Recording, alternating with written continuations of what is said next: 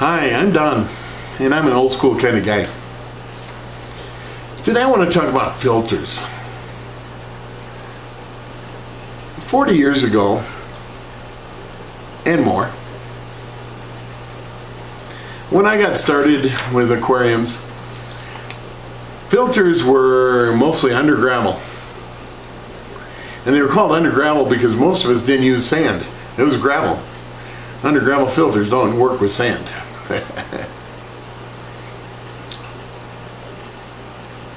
I listen to people talk about under gravel filters today and they don't like them. They say, well, you have to tear down the tank every year and clean out underneath and so forth. I don't know, I had tanks that were set up for years with under gravel and I never had any problem. I never broke them down and cleaned them out.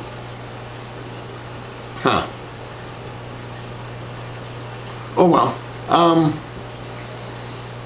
don't use under gravel much today because I like sand, because I love cory cats and their cousins, and I don't like their barbels digging through gravel.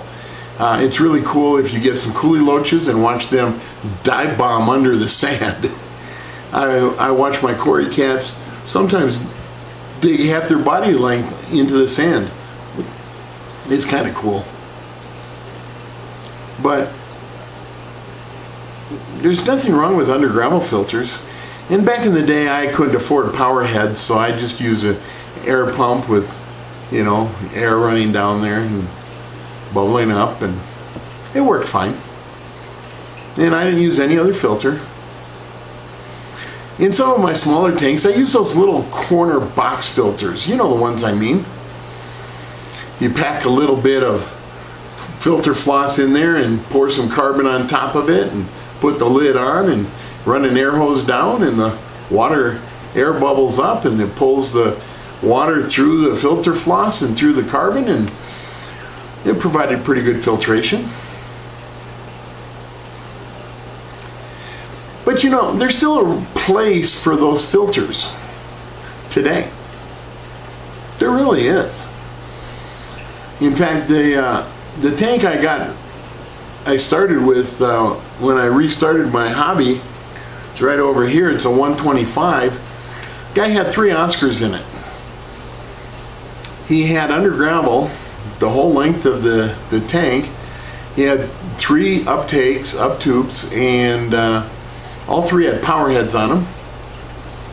And that's all the filtration he needed. Well, give him this. He also had an HOB on the back. A 350 gallon per hour HOB. So you can combine them. HOB is hang on the back. In my day we didn't call them HOBs, we called them hang on the back. Never heard HOB until I restarted my hobby after those years being gone. In fact, in my day, back in the day, HOBs were very expensive. So I couldn't afford those either. But those little corner box units, they were pretty nice. You can still use those today, by the way. They're real good for a nursery tank or an isolation tank. You can set them up in a hurry, grab some filter floss out of an existing filter. I'm assuming you've got some bigger tank, or just take half of your filter floss, throw it in there, and carbon if you want it, more filter floss if you don't, and you got a nice biofilter there.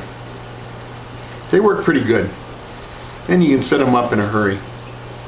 As I've said before, I always have 2 or 3 filters on every tank, just so that I can grab a filter, throw it in a tote or on another tank, and set up a tank in a hurry. If I get a really good deal on some fish, or I need an isolation or a hospital tank for whatever reason. Filtration. Back in 40, 50 years ago, sumps. Well, I'd heard of them. But frankly, I couldn't afford to buy an aquarium to put underneath an aquarium to run a massive pump. Some were, that was for the professionals, and mostly it was for the saltwater people, and I didn't know too many of the saltwater people. Today, I can see a lot of advantage to a sump, even on freshwater. Am I running one? No, I'm not. If I ever rearrange my fish area, I very well might do that. I very well might put a sump on.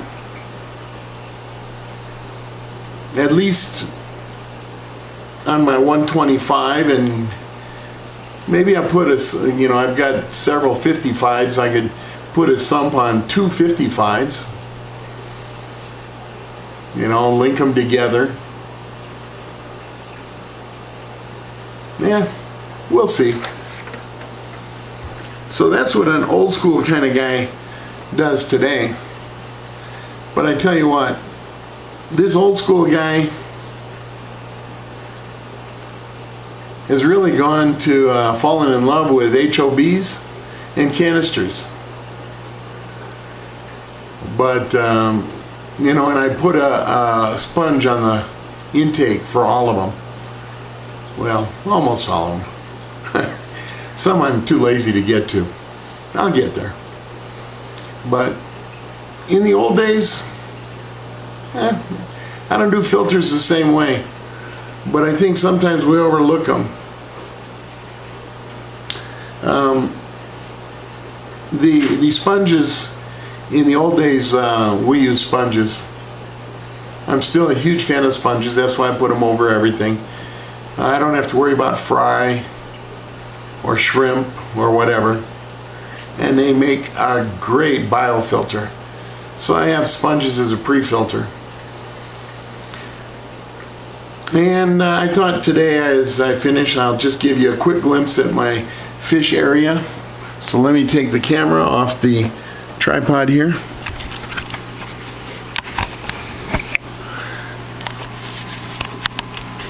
And let's go over and take a quick look. Well, right there, you can see I've got some 5-gallon buckets out to get some work done. The Cory tank, antlers, and it's now got about 20 young Honduran red points. You can see a few right there. My shrimp tank that's so filled with tannins and java moss you can't see anything, but the shrimp love it. Big catappa leaf there. Here's one. I got 2 HOBs on the front of this 125. I've got 2 sponge filters in there. I don't know if you can see them, but they have 2 sponges on each filter. Plus I've got a power head, and I've got another HOB on the back side. Got a canister I'm about to set up on this. Why so many filters? Because those 2 on the front, I'm just priming them for putting one over here on this, one of the HOBs, and one of the double sponge filters are going on that 29 on the bottom, which is currently empty except for some plants. And the other HOB and sponge filter are going on that 55 that's standing upright. No, I won't hold water like that. You're looking at the top.